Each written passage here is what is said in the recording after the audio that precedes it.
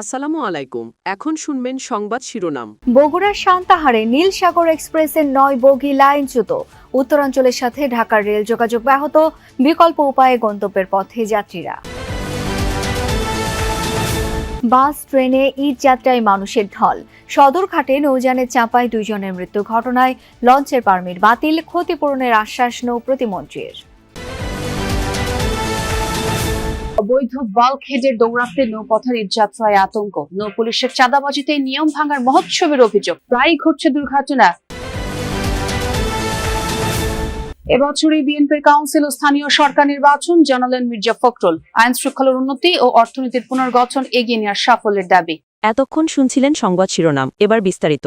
বগুড়ার ডাকবাড়ি এলাকায় নীল সাগর এক্সপ্রেসের 9টি বগি লাইনচ্যুত হয়েছে। আহত হয়েছেন অর্ধ শতাধিক যাত্রী। দুর্ঘটনার পরপরই উদ্ধার তৎপরতা শুরু করে স্থানীয়রা। যোগ দেয় রেলওয়ে কর্তৃপক্ষ ও ফায়ার সার্ভিস। আহতদের পার্শ্ববর্তী হাসপাতালে ভর্তি করা হয়েছে। এদিকে ট্রেন দুর্ঘটনার কারণে উত্তরবঙ্গের সাথে বন্ধ রয়েছে সারা দেশের রেল যোগাযোগ। ভয়াবহ দুর্ঘটনার হাত থেকে একটুর জন্য প্রাণে রক্ষা পেল ট্রেনের হাজারো যাত্রী। বগুড়ায় লাইনচ্যুত হয়েছে নীলসাগর এক্সপ্রেসের 9টি বগি। রেল পুলিশ জানায়, গেল কদিন ধরেই বাগবাড়ি এলাকায় রেল লাইন মেরামতের কাজ চলছিল। সেখানে লাল পতাকাও দেওয়া ছিল সাবধানতার জন্য। ভোরে ঢাকা থেকে যাত্রী নিয়ে নীলসাগর এক্সপ্রেস দুপুরের দিকে পৌঁছায় বাগবাড়ি এলাকায়। এ সময় সিগন্যাল অমান্য করেই দ্রুত গতিতে স্থানটি পার হওয়ার চেষ্টা করে নীলসাগর। রেলের এখানে কাজ চলতে, লাইনের কাজ চলতেছিল এবং সামনে লাল ফ্ল্যাগ দেওয়া ছিল, কিন্তু লাল ফ্ল্যাগ চালক লাল ফ্ল্যাগ দেখতে পেয়েছে কিনা জানি না। ট্রেন দ্রুত গতিতে আসার ফলে এই ঘটনাটা ঘটে। কালকে আগামীকাল হচ্ছে রেলটা ভেঙে গেছে 6 ইঞ্চি। আমরা কাপড় দিয়ে পেঁচা রেখা দিছিলাম, মিস্ত্রিরা এসে কাজ করছে। লাল পতাকা ওই দিকে দেওয়া ছিল, সামনেও দেওয়া ছিল, দুই দিকেই পতাকা দেওয়া ছিল, কিন্তু পতাকা ওভারটেক করে আসা এই দুর্ঘটনাটা ঘটছে। সাথে সাথেই লাইন থেকে ছিটকে যায় ট্রেন। লাইনচ্যুত হয় 9টি বগি। আতঙ্ক ছড়িয়ে পড়ে যাত্রীদের মাঝে। বিকট শব্দ শুনে উদ্ধার কাজে এগিয়ে আসে স্থানীয়রা। পরে যোগ দেয় ফায়ার সার্ভিস ও রেলওয়ে কর্তৃপক্ষ। প্রায় 47 যাত্রীকে ভর্তি করা হয় হাসপাতালে, তবে পালিয়ে যায় ট্রেন চালক। আমাদের 4টা ইউনিট মিলে যে আমাদের রেস্কিউ কার্যক্রম পরিচালনা করেছি, সেখানে আমরা টোটাল 47 জন ভিকটিমকে হসপিটালাইজ করতে সক্ষম হয়েছি। ফার্স্ট এডের কার্যক্রমগুলো চলছে, পরবর্তী চিকিৎসা কার্যক্রম চলছে আর কি। এছাড়াও আমাদের সার্চিং কার্যক্রম। ঈদের ছুটিতে রাজধানী ছাড়ছেন ঘরমুখো মানুষ। নৌ ও রেলপথে চাপ বেশি। বাড়তি ভাড়া আদায়ের অভিযোগ তেমন নেই, তবে জ্বালানি সংকটের কথা জানিয়েছেন চালকরা। যদিও সড়ক পরিবহন মন্ত্রীর দাবি, তেলের কোনো সংকট নেই। ঈদযাত্রায় রাজধানীর নৌপথে ফিরেছে চিরচেনা ব্যস্ততা। টানা ছুটি শুরুর সঙ্গে সঙ্গে ঘরমুখো মানুষের ভিড়ে সরগরম সদরঘাট লঞ্চ টার্মিনাল। ভোর 6টার প্রথম লঞ্চ ধরতে অনেকেই মাঝরাতে এসে অবস্থান নেন। ঈদ উপলক্ষে লঞ্চের সময়সূচিতেও আনা হয়েছে পরিবর্তন। যাত্রীতে পূর্ণ হলেই ছেড়ে যাচ্ছে নৌযান। প্রায় প্রতিটি লঞ্চের কেবিনই পরিপূর্ণ। যাত্রীরা বলছেন, কিছুটা কষ্ট হলেও পরিবারের সঙ্গে ঈদ উদযাপনই বড় স্বস্তি। প্রায় 3 বছর পরে বাবার বাড়ি যাচ্ছি, ছোট বাবুকে নিয়ে, এটাই আমাদের ঈদের আনন্দ। কোনো ভোগান্তি হইতেছে না, ভোগান্তি হইতেছে একদিকে যাত্রীদের হইতেছে, যাত্রী আয়সা কোনো সিট শৃঙ্খলা পাইতেছে না। বাড়তি ভাড়া নিচ্ছে না, এবার লঞ্চে যাত্রীরা খুব সুন্দরভাবে যাইতেছে। অনেক সুন্দরভাবে আসছে, কোনো ঝামেলা হয় না। আপনি কি কি করতে হবে না হবে আমরা বলতেছি, এগুলোর মধ্যে যদি তাদের কোনো রকম ব্যত্যয় ঘটে আমাদেরকে জানাবে। এবং এই উপলক্ষে অন্য সময় আমাদের যে স্ট্রেন্থ থাকে তার থেকে আমাদের স্ট্রেন্থ এখন আল্লাহ দিলে বেশি আছে। এই উপলক্ষে আমাদের এই যে নৌ টহলটাও বেশি আছে। আমরা যারা ধরেন হেডকোয়ার্টারে বসি, সুপারভাইজ করি, তারাও এই সময় আমাদেরকে যেন তারা ফিল্ডে কাজ ঠিক মতো করছে কিনা সেটা আমাদের সুপারভিশনটা আমরা সবসময় আসা যাওয়া করতেছি। এদিকে কমলাপুর স্টেশনেও বেড়েছে ঘরমুখো মানুষের চাপ। আন্তনগর ও কমিউটার মিলিয়ে নির্ধারিত সময়সূচি অনুযায়ী ছেড়ে যাচ্ছে ট্রেনগুলো। বড় ধরনের কোনো বিলম্ব না থাকায় স্বস্তিতে যাত্রীরা। সমস্যা নাই, বাড়িতে গেলে শান্তি। অনেক ভালো লাগতেছে, বাড়ি যাবো ঈদ করতে, এটা তো অনেক ভালো লাগা। আমার ভাই, আমার ফুপু, আমার কাকা, আমার চাচি, আমার আম্মু আব্বু, তাদের সাথে ঈদ করবো।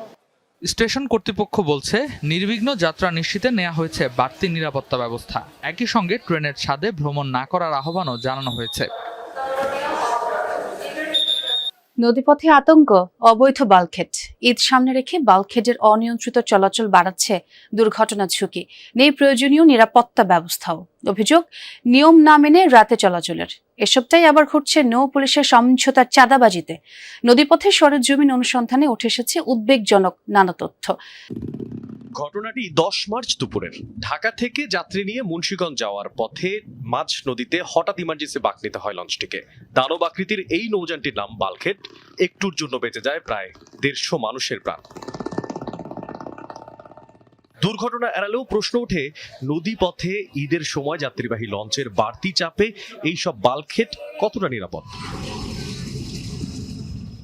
সাম্প্রতিক বছরগুলোতে যাত্রীবাহী নৌযানের সঙ্গে বাল্কহেডের সংঘর্ষ বা দুর্ঘটনার ঘটনা বেড়েই চলেছে। কখনো নৌকা, কখনো লঞ্চ কিংবা ফেরির সঙ্গে সংঘর্ষে প্রাণহানিও ঘটছে। এই পরিস্থিতির কারণ খুঁজতে দূরপাল্লার একটি লঞ্চে উঠে কথা বলি চালকের সাথে। তাদের অভিযোগ, বেশিরভাগ বাল্কহেড কোনো নীতিমালা মানে না। রাতের বেলা দিনের বেলা বেশি করে। ওরা দিনের বেলা যেমনি ইচ্ছা সেমনি আন্দিকন্দি করে ধরে। আমরা হরন দিলেও আমাদের হরনের ওরা কোনো গুরুত্ব দেয় না। ওরা লস্কর থেকেই বাল্কহেড চালাচ্ছে, ওদের কোনো প্রশিক্ষণ নাই। ওরা রাত্রে চলার কোনো অধিকারই নাই, কোনো অনুমতি নেই। দিনে চলার অনুমতি, রাত্রে ওরা চালায় ওদের ইচ্ছা মতো। অনেক বাল্কহেডে নেই সঠিক লাইটিং, হর্ন কিংবা সংকেত সিস্টেম। দূর থেকে দেখে ছোট নৌকা মনে হলেও কাছে গিয়ে বোঝা যায় বিশাল বাল্কহেড। এরা ইচ্ছা করে উল্টা পাল্টা চালাইয়া, পাতাল্লা চালাইয়া, সোজা চালাইয়া লঞ্চ যাত্রীবাহী লঞ্চগুলির উপরে উঠাইয়া দেয়। এরপরে লঞ্চ যাত্রীবাহী লঞ্চগুলির দোষ দেয়। চালকদের ভাষ্য অনুযায়ী মুন্সিগঞ্জ এলাকায় বাল্কহেডের উৎপাত সবচেয়ে বেশি। বিষয়টি যাচাইয়ে যাওয়া সেখানে। আলমগীর সাংবাদিকদের সঙ্গে মতবিনিময়ে তিনি বলেন, আওয়ামী লীগের কার্যক্রম ও জুলাই সনদ বাস্তবায়ন প্রসঙ্গেও আইন শৃঙ্খলা পরিস্থিতির উন্নতি ও অর্থনীতির পুনর্গঠন এগিয়ে নেওয়াকে সরকারের বড় সাফল্য বলে দাবি করেন বর্ষিয়ান এই নেতা। ঈদের আগে বিএনপি চেয়ারম্যানের গুলশান কার্যালয়ে সাংবাদিকদের সঙ্গে মহাসচিব মির্জা ফখরুল ইসলাম আলমগীরের মতবিনিময়। দীর্ঘ 1.5 দশকের আন্দোলন সংগ্রামে সাংবাদিকদের ভূমিকা স্মরণ করেন তিনি। স্থানীয় সরকার মন্ত্রীর কাছে 1 মাস বয়সী সরকারের কর্মকাণ্ডের মূল্যায়ন জানতে চান সাংবাদিকরা। বিএনপির গভর্নমেন্টে যখনই আসে তখনই একটা করে ঝামেলা আসে, এর আগেও দেখা গেছে। এবার তো বড় এসছে আপনার ইরান যুদ্ধ, যোগ্যতার সঙ্গে এই জিনিসগুলোকে মোকাবেলা করা গেছে, চ্যালেঞ্জগুলো মোকাবেলা করা গেছে। তার মধ্যে সবচেয়ে বড় হচ্ছে যে তেলের দাম এখনো বাড়েনি। এই ফ্যামিলি কার্ডের যে পাইলট প্রজেক্ট, যেটা আমরা শুরু করে দিয়েছি অলরেডি। এরপরে ছিল আমাদের 10,000 টাকা কৃষি ঋণ সুদ মওকুফ, সেটা করা হয়ে গেছে। তো আমি ওভারঅল জিনিসটাকে এখন সাকসেসই দেখছি। কিন্তু গত 1 মাসে রাজনৈতিক দল হিসেবে কেন সাংগঠনিকভাবে দৃশ্যপটে নেই বিএনপি, তারও ব্যাখ্যা দেন মহাসচিব। না, দলের কার্যক্রম তো চলছে, ছোটখাটো কার্যক্রম আমাদের চলছে, যেগুলো একটা 1 মাসের মধ্যে তো সরকার গঠন করতে একটু টাইম লাগছে। সরকার তো সরকারের কাজ করবে, দল দলের কাজ করবে, কাউন্সিল হবে এবছরের মধ্যেই। বিচ্ছিন্ন